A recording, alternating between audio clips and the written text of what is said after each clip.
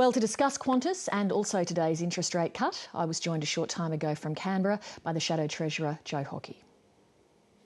Joe Hockey, I'll come to Qantas-related issues in a moment, but firstly on today's RBA cut. You asked in question time today if the Prime Minister would guarantee that the banks would pass on the cut in full. Is increased government regulation of banks now coalition policy? No, it isn't, Lee, but you can use various levers, as I've talked about in the past, to encourage the banks to deliver the cuts through in full. For example, at the suggestion of the coalition, the government introduced legislation for covered bonds, which makes funding cheaper for the banks, and you do a good favour for the banks should do a good favour for their customers. But I could all but guarantee that if the Prime Minister started interfering in any sort of private bank business, that you would be screaming blue murder. Well, that's right, and that's why you asked the Prime Minister whether she can do that, because Wayne Swan has been backgrounding the media for the last 24 hours that he has been ringing around the banks, putting pressure on them to deliver a full rate cut if the RBA moved today. So he's raised the stakes. I responded. So how come when interest rates go down, the government never gets credit, but when they go up, it's always the government's fault?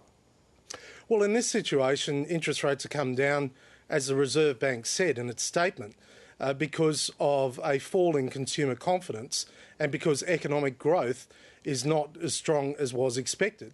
Now, the government claimed, and the Treasurer lied to the Australian people in question time when he said that it's their fiscal policy that the Reserve Bank took into account, whereas in the 6-paragraph statement from the Reserve Bank, they did not once refer to the government's fiscal policy as a reason for them But that to doesn't reduce mean they interest didn't rates. take it into account. I mean, the Reserve Bank of Australia would always be taking the current fiscal policy settings into account. Yes, but in their statement, and that's why they have a statement, they actually said there were international factors. They also identified a fall in consumer confidence, a fall in growth outside of the resources sector as the reasons why they were reducing rates. Your question today implies that the Coalition wants government interference in banking. You want government intervention in the Qantas dispute. Your policy on climate change is direct government action rather than a market mechanism. There seems to be mounting evidence that the Coalition is abandoning its long-held belief in the free market. Not at all. So how do you explain that you want so much government intervention in all of those different areas? Well, it's not direct government action that may be necessary from time to time, but it can be government simply picking up the phone and doing something, speaking to people, asking them what they need, how they can resolve issues. That's what a proactive government does without the heavy hand of more regulation. And that's what we have done in the past. That's what we'll do again. On the Qantas issue, though, you weren't just saying that that's what you wanted. You wanted the government to take some action under the Fair Work Act. That is direct government intervention. Well, it is the government's act. They were the ones that introduced Section 431, which gave the government power to ensure the matter went to arbitration immediately. But it just amazes me that the Coalition is calling for the government to intervene in the activity of a private company like Qantas.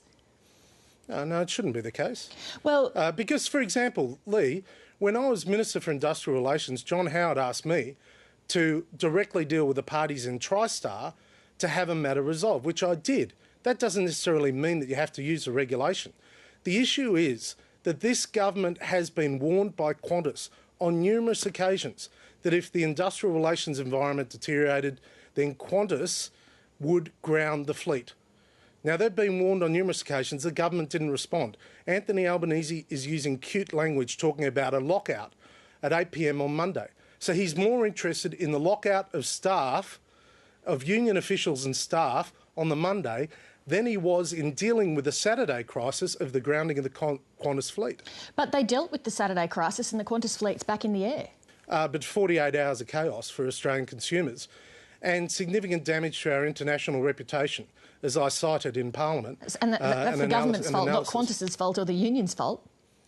Well, obviously, if the government had been warned about a possible grounding of the fleet, which they had been, and Anthony Albanese has conceded that they were warned about a possible grounding of the fleet. The government didn't act previously, and they should have. They should have been more decisive. But now they're just playing these games. You don't think it sends a chill through the business community to hear a coalition spokesman say, well, the government should have stepped in and taken a heavy hand in an industrial dispute? No. Well, your own former Industrial Relations Minister, Peter Reith, says that the practice of government stepping into those sort of disputes has been out-of-date thinking for 20 years. Well, he was talking about a regulatory involvement. We have to deal with the laws that exist at the moment. The Fair Work Act exists and it has direct provisions that deal with this. But in the past, of course ministers have been involved. I was Minister for Industrial Relations. I was involved in trying to settle a matter that was causing unrest in a particular business or particular workers. What do you say to the argument that because the Coalition has no industrial relations policy, your arguments against the government's actions in the Qantas dispute are entirely based on political calculations, that your actions aren't driven by any strongly held IR policy principles because you don't currently have any? Well, it's just dead wrong. Well, but you don't have an IR policy. Well, we do. We're not changing the Fair Work Act. That's our current policy. We'll have a detailed policy before the next election. When did you first hear from Qantas that it was considering the option of grounding its fleet or locking out staff, that it was considering that option? Well, it's been saying it around Parliament House for the last few weeks. But I'm asking when you specifically Everyone in Parliament heard. House knew.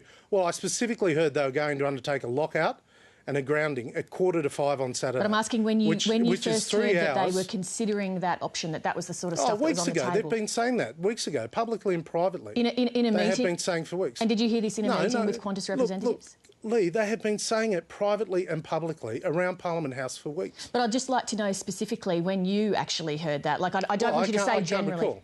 But you would have heard it personally in a meeting from a Qantas representative at some time in the past few weeks? Yeah, that was an sure, option? as did others. Yeah, the Qantas have been in this building for weeks. Joe Hockey, thank you very much. Thanks, Lee.